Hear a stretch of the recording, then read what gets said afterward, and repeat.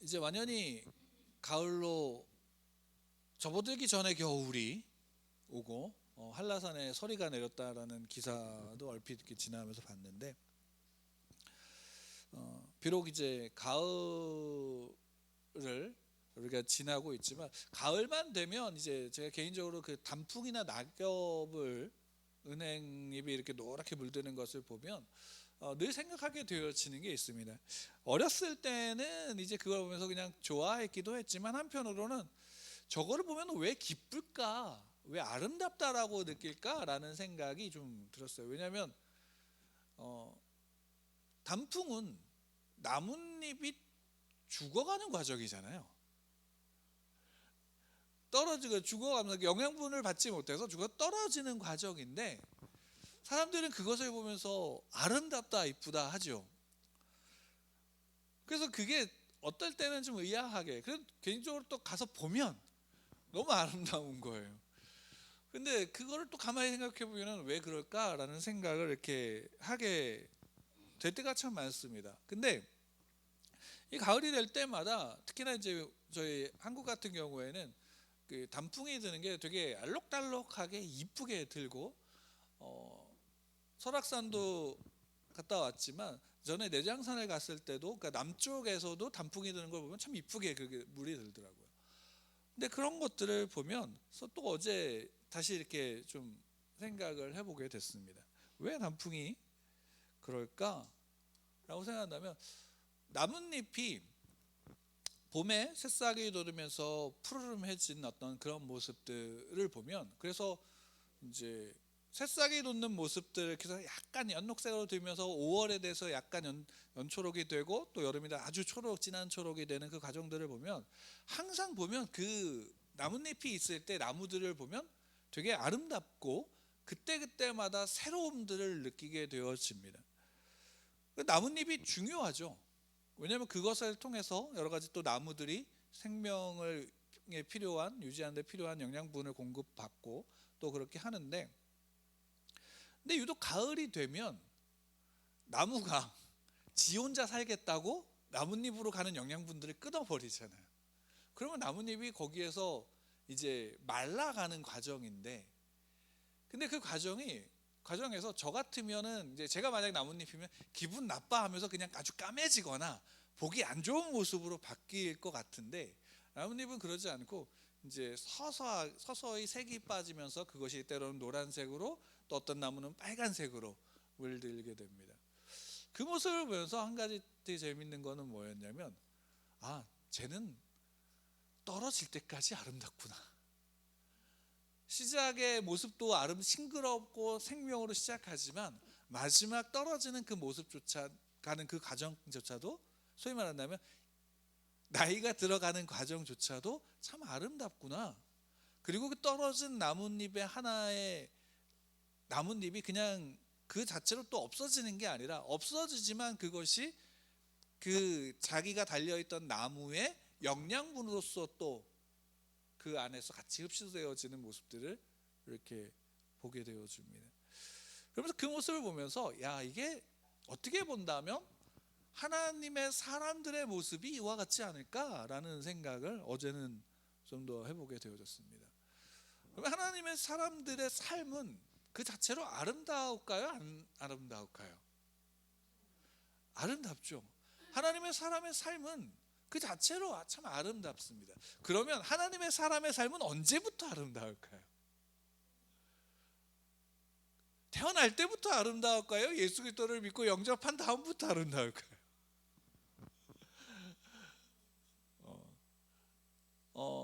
아마 모든 사람들이 다 그 존재 자체가 아름다울 겁니다. 왜냐하면 우리가 알다시피, 우리가 또 고백하듯이 그 모든 시작이 누구냐면 하나님이시기 때문입니다. 그렇지만 그 가운데서 특별히 하나님께서 태초전부터 택하셨다라고 하는 하나님의 자녀들의 삶은, 어떻게 본다면 그가 존재하는 그 순간부터 마지막 이 땅에서의 삶입니다. 이 땅에서의 그 마지막 그 숨이 끊어지는 그 삶까지의 그 모든 것들은 어떻게 되냐면, 참 하나님이 보실 때 아름답다 여기실 겁니다. 물론 우리가 스스로 볼 때는 태어나서 하나님을 예수 그리스도를 알지 못하고 살아왔던 그 삶은 참으로 죄 가운데 사망 가운데 살았던, 그래서 부패한 인생으로서 우리가 보게 되어지지만, 또한 하나님의 입장에서는 이미 하나님이 택한 존재라면 그 택한 존재가 살아가는 그 모든 날들이 마치 드라마의 대사처럼 그 모든 날이 아름답게 하나님은 보실 것입니다. 왜냐하면 그 속에서 누가 그 삶을 이끌어 가시냐면 하나님이 그 삶을 이끌어 가시기 때문입니다. 다만 우리 택함을 받은 그리스도인들은 어느 순간 그것을 보게 되어질까요? 그것이 예수 그리스도를 나의 구주로 영접하여 내 주를 고백하는 그 순간부터, 아, 내가 지나온 그 모든 삶에서 누가 인도하셨는가? 하나님이 인도하셨구나라는 사실을 깨닫게 되어지면서, 그것이 더 큰 은혜로, 때로는 죄가 더 크기 때문에 더 다가오는 은혜가 더 큰 그 기쁨으로 우리에게 다가오게 되어지는 거죠. 그래서 그리스도인의 삶은 어떻게 본다면 과거를 부정하는 게 아니라, 과거를 한편으로는 내가 어떻게 살았던 그 과거를 어떻게 하면 긍정하게 되어지는 거예요. 왜? 그 모든 것 속에서 하나님이 나를 이끌어 오셨기 때문입니다. 물론 이 과정이 쉽진 않죠. 왜? 그 과정에 있었던 그 삶의 모습들을 되돌아본다면 저희도 그렇지 않나요? 과거 옛날에 나를 생각해 보면 부끄럽지 않나요? 저도 그렇습니다.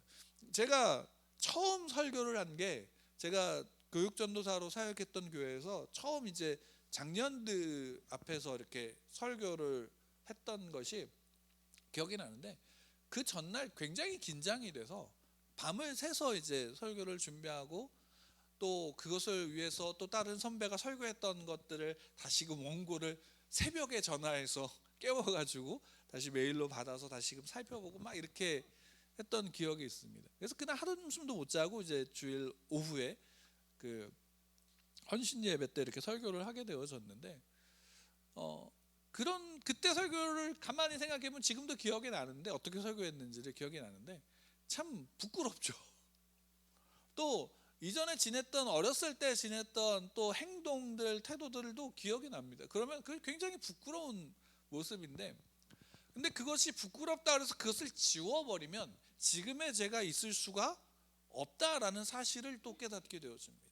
그 과거에 지내왔던 그 과거의 시절, 또 그 속에서 믿지 않았던 시절과 또 믿었더라도 미숙했던 그 시절들, 어렸던 그 시절들을 지나오면서 어떻게 되냐면, 지금 하나님이 주신 은혜와 예수 그리스도의 십자가 부활의 그 복음의 은혜를 더 깊이 깨달은 만큼 어떻게 되냐면, 오늘의 내가 더욱더 하나님 앞에 가까이 나아갈 수 있고, 그 지나왔던 그 모든 삶의 여정들이 그 안에 담겨져 있다라는 사실을 깨닫게 되어지는 겁니다. 그렇기 때문에 내일이 어떻게 되냐면 기대가 되어지는 거죠.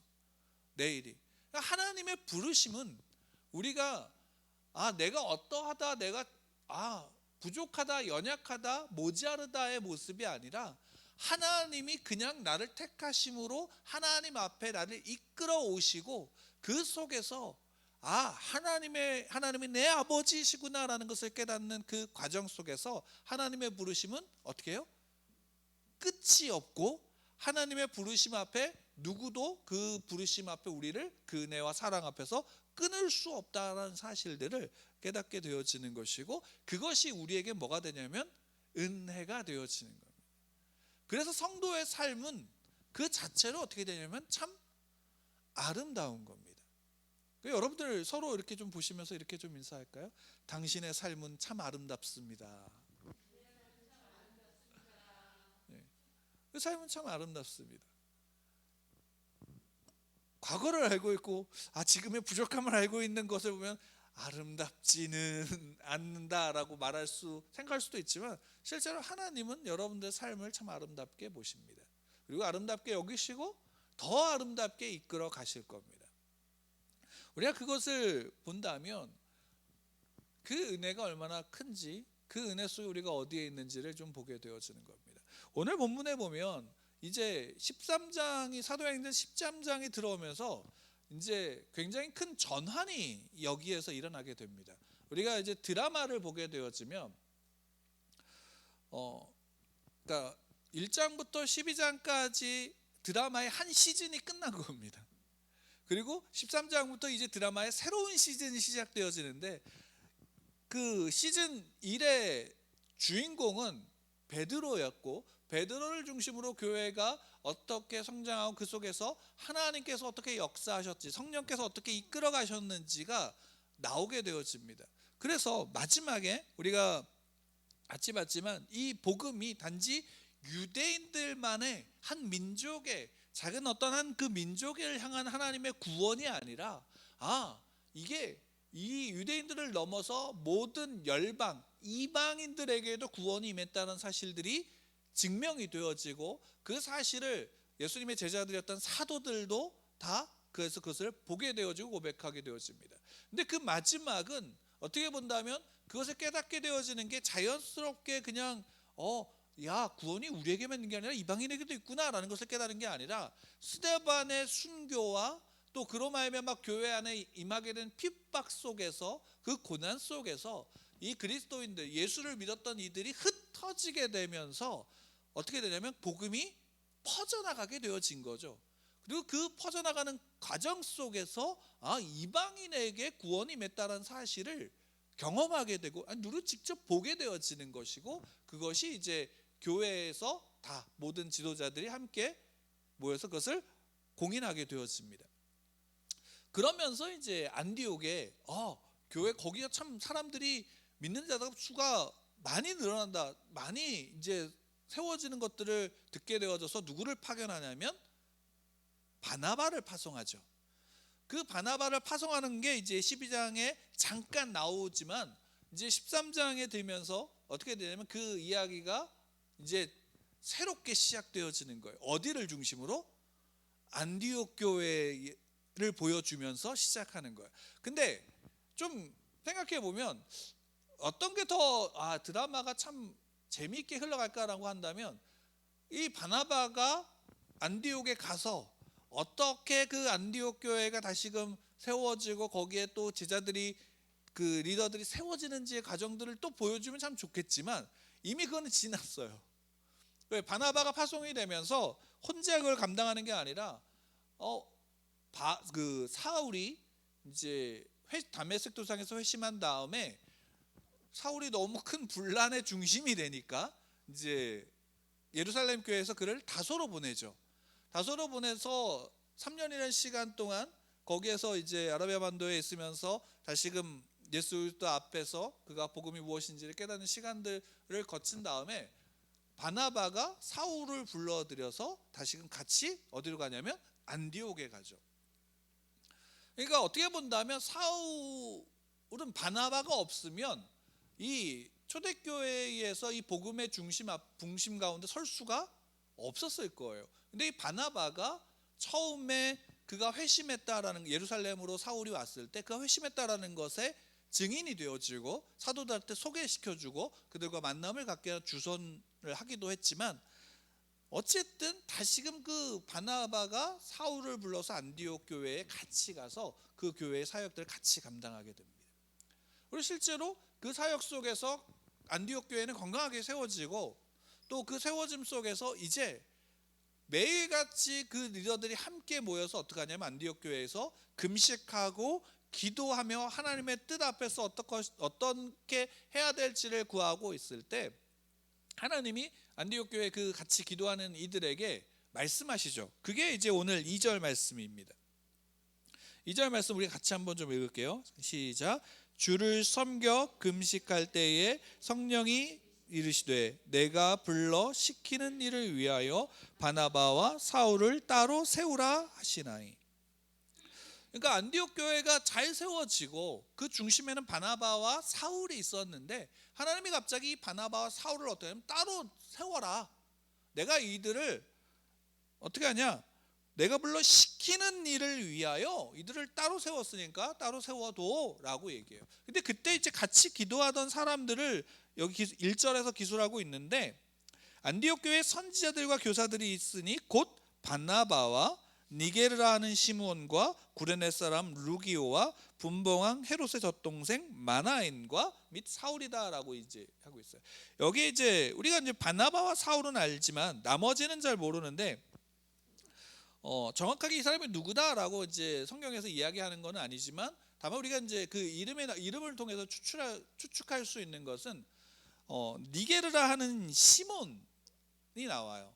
이게 누군지 잘 몰라요, 솔직히. 그 다음에 구레네 사람 루기오도 누군지 몰라요. 다만 구레네 사람이라는 사실이 이제 명시되었으니까 구레네 지역의 사람이다라고 우리가 알 수 있고, 근데 니게르라는 시몬이 누군가라고 한다면 이 니게르라는 뜻은 검은이라는 의미를 갖고 있어요. 검다라는 의미를. 근데 이제 니게르 시몬이니까 이제 또 어떤 분들은 이게 구레네 시몬을 이야기하는 거다라고 하는 분도 계시지만, 한편으로는 그 다음에 또 구레네 사람 루기오가 이야기하는데, 여러분 같으면 한번 이렇게 생각해 보세요. 구레네 사람 시몬은 예수님이 십자가를 지고 갈 때 그 십자가를 진 사람이에요. 그죠? 그러면 구레네 사람 루기오가 유명할까요? 구레네 사람 시몬이 유명해질까요? 시몬이. 그러니까 구레네 사람이다라고 얘기한다면 시몬을 먼저 얘기하는 게 맞을 텐데, 그렇지 않고 루기오를 구레네 사람이라고 얘기하고 니게르라 하는 시몬을 얘기해요. 그러니까 이 니게르의 뜻이 검다라고 한다면 한편으로는 이 사람이 어떤 사람인가, 아마도 피부가 검은 사람이 아니었을까라는 추측을 우리가 좀 할 수 있게 되어지고, 그것을 본다면 이 안디옥의 아프리카에서 온 이방인들이 그 안디옥 교회에 같이 있었고, 그 가운데 이 아프리카 사람 시므온이 어떻게 해요?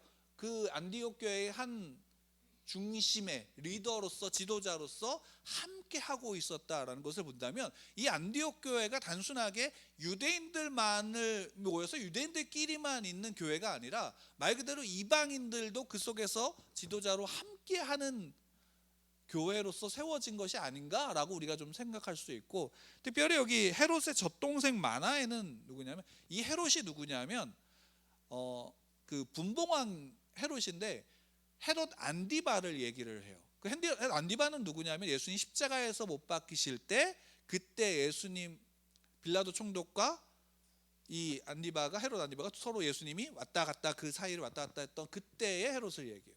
이 젖동생이라는 것은 이제 진짜 어떤 혈육의 의미가 아니라 그 헤롯이 어려서 그 교육을 받을 때 그때 같이 교육을 받았던 친구, 그러니까 어떻게 본다면 우리를 얘기하면 굉장히 어렸을 때부터 친했던 친구 중에 하나라고 우리가 볼 수 있는 그 사람, 그 마나엔이라고 하는 이가 같이 있는 거예요. 그러니까 이들이 이방인들과 함께하여 그 교회의 중심에 있던 이들이 어쨌든 누가 있느냐보다 어쨌든 그 안에 있는 이들이 어떻게 해요? 다 하나가 되어서 성령 안에서 금식하고 기도함으로 이 안디옥 교회를 함께 운영해 갔다라는 거예요. 그러니까 재미있는 거는 바나바가 파송을 받았잖아요.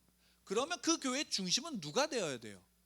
바나바가 되어야 되는 것인데, 또 사울은 나름대로 지위가 있던 사람이잖아요. 그 굉장히 그 고등 교육을 받았고 또 똑똑한 사람이고 집안도 좋아요. 그러면 어떻게 보면 바울과 라고 불리는 이 사울과 바나바가 안디옥 교회의 중심이 되어야 되는데, 그렇게 하지 않고 그 교회에 세워진 리더들과 어떻게 해요? 함께 했다라는 것이고, 함께 기도했는데 하나님이 그 기도하는 그들 가운데 그들 모두에게 말씀하신 거예요. 야, 바나바와 사울은 따로 세워. 내가 시키기 위한 일을 위해서 이들을 따로 불렀어 라고 말씀하시는 거예요. 그러면 여기서 우리 한 가지 분명하게 알 수 있는 것은, 이 안디옥 교회, 적어도 이 안디옥 교회, 예루살렘 교회도 마찬가지였을 거예요. 적어도 이 안디옥 교회의 그 모습 속에서는 교회가 단지 누군가의 한 중심이나 누군가에 의해서 좌지우지되는 것이 아니라 하나님의 뜻 안에서 함께 모여 기도했고, 그 함께함 속에서 하나님이 어떻게 하냐면 역사하시고 말씀하시는 것 가운데 있다라는 사실이에요. 교회는 이런 공동체라는 사실이에요. 교회는 누가 중심이 돼서 누가 얘기하는 게 다다라는 것이 아니라 그 교회 공동체가 함께 성숙해서 함께 그 가운데서 그 교회 가운데 함께 운영하고 있는 거예요. 그리고 여기에서 우리가 또 한 가지 알 수 있는 건 뭐냐면 교회 중심적인 인물이 바나바와 사울이었을 텐데 그들이 없으면 교회가 어떻게 될까요? 우리가 흔히 여러분 오늘날의 교회를 한번 생각해 보세요. 교회에서 중요한 역할을 하고 있는 그 사람이 교회에 없다면 그 교회가 유지가 된다고 생각할까요? 안 된다고 생각할까요? 그죠? 그러면 이때 당시에 초대교회의 모습과 오늘날의 교회의 모습은 어떠한 거예요? 초대교회로 돌아가자 그러고 초대교회의 환상을 가지고 그 교회의 모습이 정말 완전한 교회의 모습이야 라고 생각했던 이들의 모습에서 그 모습을 따라가자고 한다면 오늘날 우리가 가지고 있는 교회의 모습은 그 교회와 전혀 다른 모습 가운데 있는 거예요. 근데 중요한 거는 무엇이냐면 그 공동체 안에 있는 이들이 함께 했고 그들이 함께 그 하나님의 말씀 가운데 성숙해져 갔다라는 사실이에요. 물론 그 가운데 중심적인 역할들을 바나바와 사울이 했을지 몰라요. 교육하고 가르치고 섬기는 일들을 같이 했을 거예요. 근데 그 가운데서 함께 성장한 이들이 그들의 동역자로서 함께 있고 함께 협력했다라는 사실로 말미암아 바나바와 사울이 없어도 안디옥 교회는 더욱더 굳건하게 세워지고 실제로 바나바와 바울을 선교사로 파송한 뒤에 이 안디옥 교회는 더 굳건하게 세워졌던 모습들을 우리가 성경을 통해서 또한 보게 되어지는 거예요. 그러니까 예루살렘 교회와 안디옥 교회는 이 초대교회 당시에 굉장히 중심적인 역할들을 해왔어요. 누가 없어도 바나바와 사울이 없어도. 그러니까 그 모습 속에서 하나님께서 바나바와 사울을 택하시고 세워서 파송하셔서 하나님이 시키실 일을 위해서, 여기 이제 시키실 일을 위하여라고 나왔지만 그러니까 앞으로 어떤 일을 하겠다라는 어떤 이제 그런 부분, 미래에 어떤 일을 시킬 거야 라는 것의 의미가 아니라 이것은 하나님이 이미 어떻게 하냐면 이 헬라어 문법상 완료했어요. 내가 이미 시키기 위해서 정한 그 일들을 위해서 내가 이들을 택했어. 이제 이들은 그 일을 할 거야 라는 사실을 말해요. 그러니까 이들이 앞으로 어떤 일을 하겠다가 아니라 이들은 이미 이 일을 위해서 부름받았다라는 사실을 확정하고 있는 거예요. 실제로 사도행전 9장에서 우리가 함께 지난번에 나누었지만 사울이 다메섹 도상에서 예수님을 만난 다음에 그 다메섹 도상에서 만난 사울에게 누구를 하나님이 보내시냐면 아나니아를 보내죠. 그 아나니아를 사울에게 보낼 때 아나니아가 굉장히 큰 반발을 하죠. 왜? 어떻게? 저 사람은 우리를 잡으러 온 사람이에요. 그냥 사울은 어떻게 보면 공포의 대상이었단 말이에요. 근데 그 사울에게 자신을 보낸다는 것은 제가 죄송합니다. 속된 말로 제가 눈 멀었으면 그쟤 벌 받은 거예요. 당연한 거잖아요. 그 왜 가요? 왜 기도해줘요? 라고 따지고 있는데 하나님이 뭐라고 말씀하시면 9장에 주께서 이르시되 가라. 이 사람은 내 이름을 이방인과 임금들과 이스라엘 자손들에게 전하기 위하여 택한 나의 그릇이라. 그가 내 이름을 위하여 얼마나 고난을 받아야 할 것을 내가 그에게 보이리라. 그러니까 사울은 이미 이 일을 위해서 부름을 받았어요, 안 받았어요? 그러니까 부름 받은 거예요. 근데 단순하게 이방인들을 위해서만이 아니라 이방인과 임금들과 이스라엘 자손들을 위해서요. 그러면 모든 이들을 위해서 내가 이를 불렀어. 이미 불렀어. 택했어. 근데 여기서 더 나가죠. 근데 그것을 위해서 얼마나 고난받아야 될 것을 내가 보일 거야 라는 것이에요. 그러니까 그러면 사울은 이해가 되는데 바나바는요? 바나바도 이 일을 위해서 부름을 받은 사람인가요?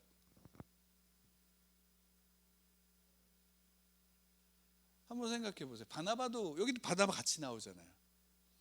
이것을 보면 단순하게 사울이라고 하는 한 사람에게 이것의 일들이 사도행전을 통해서 기록되어져 있지만 엄밀히 따진다면 모든 그리스도인들은 이방인과 임금들과 그러니까 소위 말하면 모든 열방의 모든 이들을 위해서 복음을 위해서 부름을 받은 사람들일까요? 아닐까요? 모든 그리스도인들은 그것을 위해서 부름을 받은 사람들이에요. 여러분들도 특별한 사울만 그래 이방인들과 임금들 앞에 서서 복음을 전하는 사람이지가 아니라 우리도 여러분들도 하나님께서 그것을 위해서 부르신 거예요. 다만 그 자리가 임금들이 있거나 어떤 특별한 어떤 환경 가운데 주어진 것이 아니라 내가 살아가는 내 삶의 환경 속에서 그것이 주어졌다는 것이 다를 뿐이에요.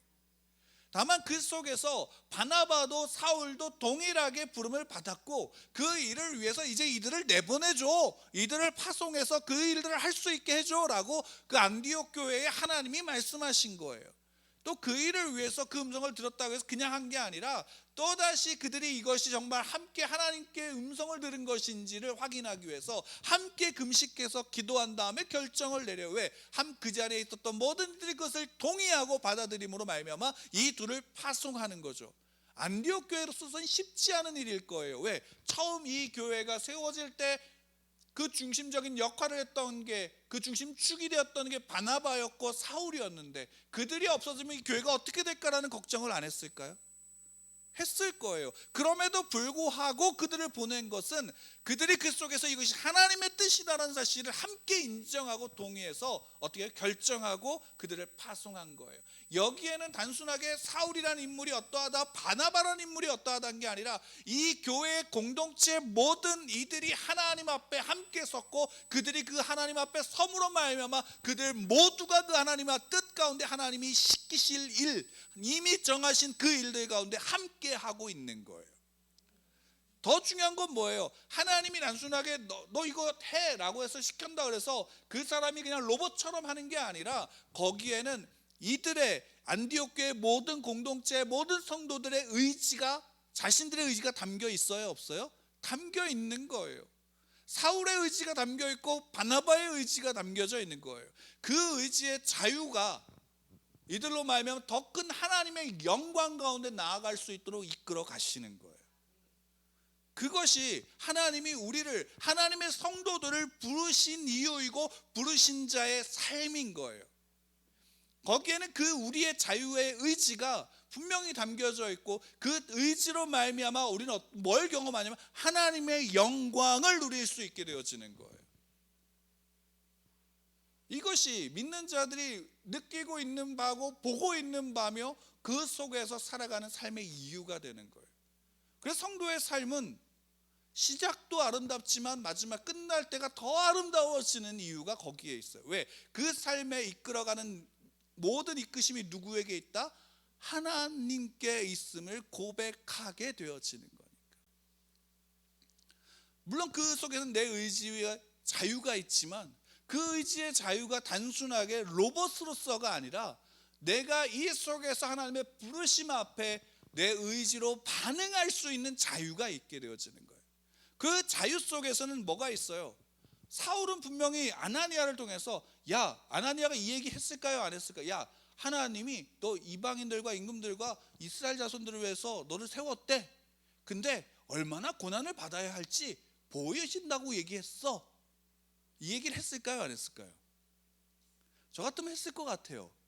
그러면 사울은 자기가 가는 길이 순탄하다, 쉽다 이런 생각을 아마 하지 않았을 거예요. 왜? 실제로 사울이 제일 순탄하게 지냈던 적이 언제였냐라고 우리가 성경을 통해 추측을 해보면 다메섹 도상에 가기 전에 그가 유대인의 앞잡이로 있을 때 유대교의 열심이고 그들의 율법에 열심이 그들의 전통에 열심이어서 자신이 죄 짓는다는 생각 1도 하지 않고 나는 하나님의 일을 위해서 이렇게 하고 있다라는 그 오만함 가운데 있을 때, 그리고 자신이 태어나면서 로마의 시민권을 가진 유대인으로서는 귀족 가문의 출신인 이 가문의 유력자로서, 나라의 유력자로서 있었을 그때가 제일 고난이었고 순탄하지 않았을까요? 그가 다메섹 도상에서 예수를 만난 그 순간부터 그는 또 그 자신이 가지고 있는 열심으로 뭘 했어요? 복음을 전했어요. 그 복음을 전한 그 순간부터 어떤 일이 벌어진 거예요? 사람들은 자기의 편이라고 생각했던 이들은 자기를 죽이려고 덤벼들고, 또 다 같이 예수님을 믿는다라고 하는 이들 속에 들어가니까 자신은 뭐가 되어버린 거예요? 분란자가 되어버리는 거예요. 왜? 그가 있으니까 핍박이 더 급격히 심해지고, 그가 있으니까 더 여러 가지 분쟁들이 생기니까 그래서 다소로 보내버린 거예요. 쉽게 말한다면 예루살렘 교회에서. 그럼 그 삶이 순탄하지 않았을 거라고요. 안디옥에 유대인들이 분명히 있었을 것이고 사울이 거기서 그 일들을 감당할 때 어려움들이 분명히 있었을 거예요. 그래도 아마 앞으로 벌어질 일에 비하면 안디옥은 그래도 순탄한 여정이었을지 몰라요. 하지만 사울은 그 과정 속에서, 그 일들 속에서 이전에 자기가 알지 못했던 하나님을, 예수 그리스도를 알지 못했던 시기에 그 삶을 부정하지 않아요. 그것을 배설물 같다 여기면 뭐냐면 그 속에서 내가 주와 함께 하지 않았음이 배설물 같다라는 거예요. 그리스도인의 삶은 내가 예수를 영접했다라는 그 사실로 말미암아 깨닫게 되어지는 것은 과거를 부정하는 게 아니라 하나님이 없는, 예수 그리스도가 없는 그 삶이 얼마나 보잘것없는지를 깨닫고, 내가 비록 그때의 세상의 영광은 없을지라도 하나님의 영광으로 복음 가운데서, 말씀 가운데 하나님과 함께하는 그 삶의 기쁨과 영광을 깨닫게 되어지는 거예요. 그게 후에 나중에 빌립보서나 이런 데서 고백되어지고 있는 거예요. 갈라디아에서 그렇게 고백되어지는 거예요. 자신의 사도권을 믿지 않고 인정하지 않는 이들에게 자신이 왜 이 자리에 있는지에 대한 것들을 이야기하고 고백하고 있잖아요. 중요한 것은 뭐냐면 그 하나님의 부르심은 태초전에 나를 부르시고 지금까지 나를 이끌어 오셨던 그 모든 것 속에 하나님의 부르심이 담겨져 있는 거예요. 목사나 어떤 직분이 가지고 있는 특별함으로 부르신 게 아니라 성도로 이미 부르심이 우리의 소명인 거예요. 성도로 부르심이 우리의 소명이면 그 성도로 부르심 속에 이방인들과 임금들과 열방의 모든 이들을 향한 하나님의 복음의 전파자로 우리 모두가 그 안에서 세워져 있는 거죠. 어떤 일은 또 특별하게 선교사로 해외의 어떤 지역에 나가는 이들이 있어요. 아무도 없는 불모지에 가서 복음을 전하는 일들이 있지요. 그러나 그들과 우리와 다른 점이 있다면 그들은 거기에 있고 우리는 여기에 있다의 차이일 뿐인 거예요. 물론 더 고통 가운데서 험난한 일을 하고 있는 일을 위해서 우리가 기도하고 후원하는 일들을 해야 되겠지만, 지금의 우리의 삶에 또한 내 삶 속에서 복음으로 살아가고 있는 내 삶에 하나님의 부르심이 그것보다 귀하지 않다라는 것으로 우리가 그걸 받아들인다면 그건 잘못된 거예요. 왜? 그 자체가, 그 부르심 자체가 영광입니다. 그래서 안디옥 교회는 그 사실을 알기 때문에 기꺼이 바울과 사울을 보내고 그들을 후원하며 그들을 위해서 늘 기도하는 교회로서 안디옥 교회가 세워지고 또한 서나가는 것이에요. 저희는 우리 예수님의 교회가 그와 같이 되기를 소망합니다. 우리가 사도교회, 사도행전에 나와 있는 초대교회의 모습이 있다면 그것이 성경에서 우리에게 보여주는 올바름이 무엇인지를 보면서 우리 교회가 또한 그와 같은 모습으로 오늘날에 세워져 가기를 소망함은 저 혼자 하는 것이 아니라 우리 예수누리교회 성도들 모두가 또 앞으로 함께하게 되는 이들 공동체 안에서 그렇게 세워짐으로 말미암아 나아갈 방향이기 때문입니다. 여기에는 우리 교회를 향한 하나님의 부르심이 있고, 저를 향한 하나님의 부르심이 있고, 여러분들 한 명 한 명을 위한 하나님의 부르심이 분명히 담겨져 있는 겁니다. 그래서 성도의 어제와 오늘과 내일은 분명한 연속성이 있으면서도 불연속성이 있어요. 불연속성이라는 건 뭐냐면 그들의 삶이 죄와 사망에서 세상의 것들을 쫓아 가치를 찾아갔던 그 삶의 존재에서 이제는 그 부르심 앞에 하나님의 부르심이 보이니까, 이제까지 하나님을 이끌어졌음을 보이니까 그 속에서 이제는 하나님의 가치와 말씀을 가지고 살아가는 삶의 불연속이 있어요. 다만 똑같은 건 뭐예요? 고난은 똑같이 있고요, 삶의 하루하루는 똑같은 일상을 살아가요. 다만 그 속에서의 다름은 그 가치가 달라진 거예요. 여러분들의 삶의 가치는 달라요. 여러분들이 접붙임 받아진 예수 그리스도의 그 포도나무는 예수 그리스도의 나무이고 예수 그리스도예요. 그러면 그 안에서 예수 그리스도의 열매를 여러분들은 맺게 되어져 있고 맺고 있으며 그 열매를 하나님이 따실 거예요. 그러면 그 부르심은 영광된 것입니다. 근데 그 영광된 것에 내가 비록 나뭇잎과 같은 존재일지라도 내 삶은 어떻게 되어지는가? 하나님이 아름답게 이끌어 가시고 있어요. 그래서 그것을 보는 사람들은 너무 아름답고 행복함을 느끼는 거예요. 저 개인적으로 행복했거든요.